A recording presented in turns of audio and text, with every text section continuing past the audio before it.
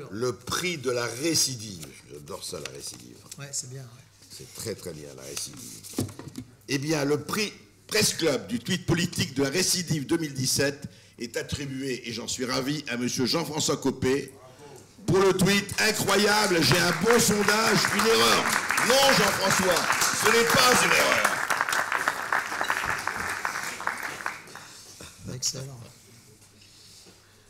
Merci beaucoup. Merci André. C'est un grand honneur. C'est vraiment d'abord un très grand plaisir d'être avec vous une nouvelle fois, puisqu'effectivement, j'ai eu la chance de le gagner l'année dernière. Olivier, vous avez ouvert tout à l'heure la séance en disant que vraiment vous nous remerciez beaucoup d'être là. Enfin, je veux quand même savoir que la particularité de tous les gagnants, c'est que nous avons été tous virés, en fait. Donc nous avons beaucoup de temps à vous consacrer.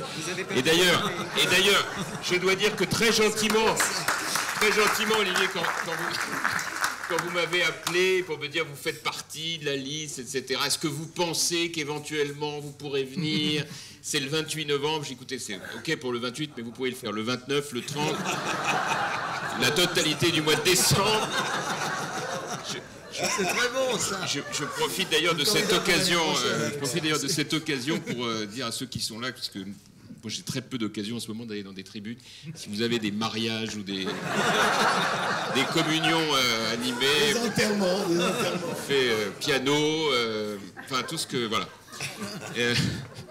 J'ai failli dire plus sérieusement et enchaîner, mais en fait non, parce que c'est une période qui ne peut être vécue par des gens qui ont quand même beaucoup perdu que par l'humour. C'est-à-dire, il ne nous reste plus que ça.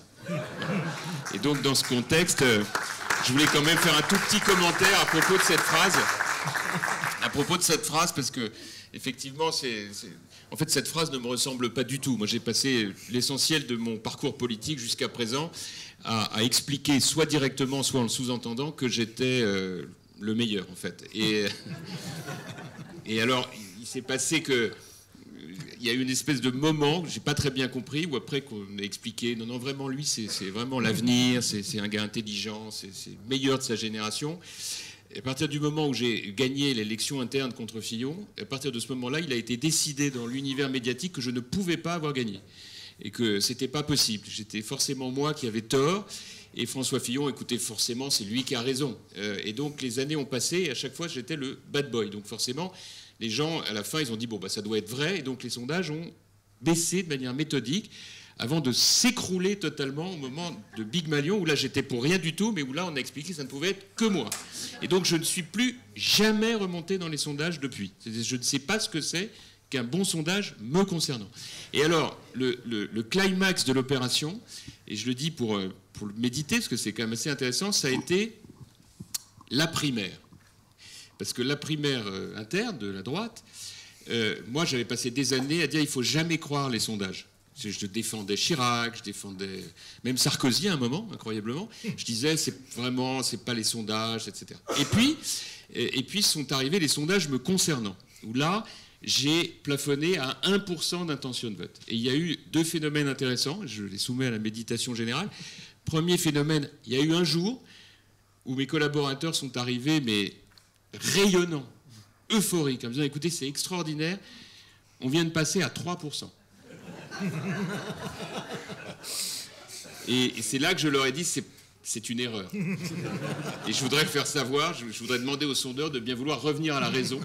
Et donc dès la semaine d'après, je suis redescendu à 1. Et enfin, la deuxième chose, c'est que je voulais vraiment définitivement pas les faire mentir. Et donc je me suis arrangé pour faire 0,3. Voilà. Et c'est ainsi que ça s'est terminé pour moi, jusqu'à la prochaine fois, puisque comme l'a dit je ne sais plus qui, en fait, contrairement à ce que pense Jean-Yves Le Drian, on ne meurt jamais en politique. Voilà. Et donc il faut passer par très très bas. Et donc mon cher André, moi je ne sais pas comment faire plus bas, en fait. Donc je pense que maintenant... Vous n'arriverez pas au gaz de schiste, mon cher. Ben, j'y suis là déjà. Donc c'est la raison pour laquelle je me dis maintenant, il faut remonter, on va prendre le temps qu'il faut, parce que les contrats sous la Ve République, c'est 5 ans. Et de ce que j'entends depuis tout à l'heure, Emmanuel Macron est là pour 10 ans. Donc il va falloir vraiment prendre son mal en patience. Voilà. Après ce que vous venez de dire, je pense que vous allez remonter. Là. Merci Nelson. J'ai failli vous le dire en anglais, mais j'ai pas osé.